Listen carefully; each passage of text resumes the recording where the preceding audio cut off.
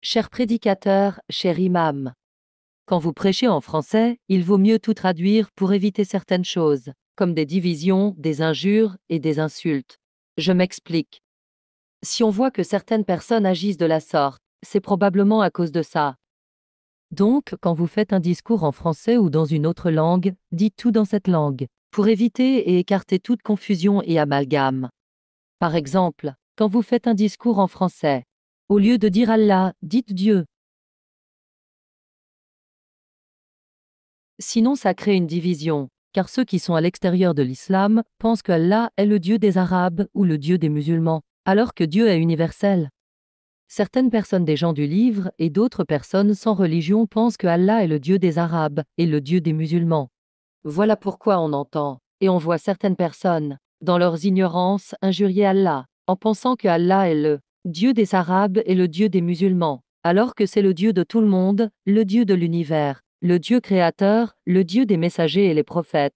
La cause est probablement le manque ou le refus de traduire certains termes. Donc, pour éviter ça, et mettre tout le monde sur le même hauteur d'angle au sujet de Dieu, traduisez tout. Comme ça, plus personne ne pourra injurier Dieu. Sinon, ils vont avoir affaire à tous les croyants, chrétiens, juifs et les musulmans. Ça va créer une union plus forte. De ce fait, quand vous faites un discours, tout le monde pourra écouter. Ça sera une force supplémentaire, car il y aura cette acceptation naturelle et universelle. Plus d'ambiguïté, et c'est plus clair, car on voit et on entend que tout le monde parle du même Dieu. C'est peut-être une demande rigoureuse, et peut-être difficile pour certaines personnes, à imaginer ou à réaliser, mais il faut se rendre à l'évidence et être honnête, car le croyant doit être honnête et accepter la vérité. Je vais vous donner quelques exemples. Écoutez bien. Un exemple. Abraham, Moïse et Jésus ne parlaient pas arabe, mais Dieu a rapporté à Mohammed, dans sa langue, quelques-unes de leurs paroles en arabe pour une meilleure compréhension.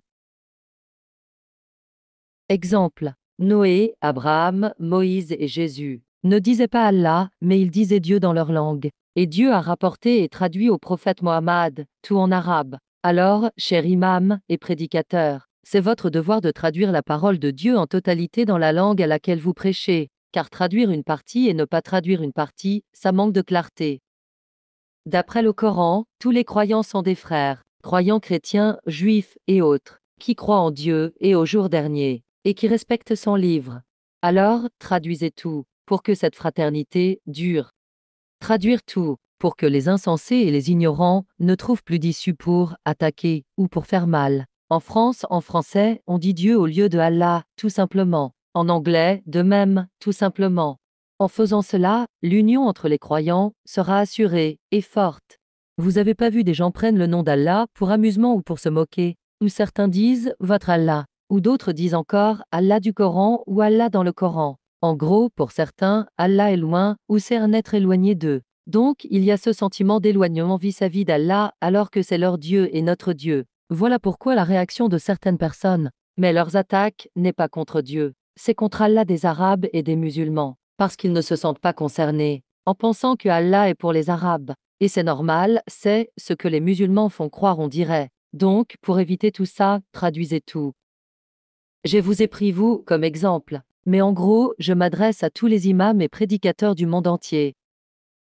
Même dans la traduction du Coran, pour être honnête et objectif, on doit traduire Allah dans la langue du pays.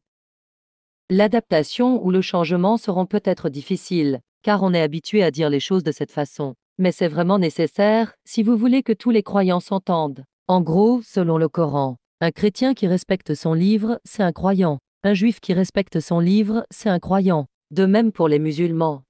Quand je dis croyant, c'est toute personne qui croit en Dieu au jour dernier et qui respecte son livre. La Torah, l'Évangile ou le Coran. C'est pas moi qui le dis, c'est le Coran. Likez et partagez la vidéo au maximum, jusqu'à que le message arrive à la porte des concernés, pour que les choses changent, car il vaut mieux tout traduire. Pour être honnête, il faut traduire Allah, Islam, Muslimoun, etc.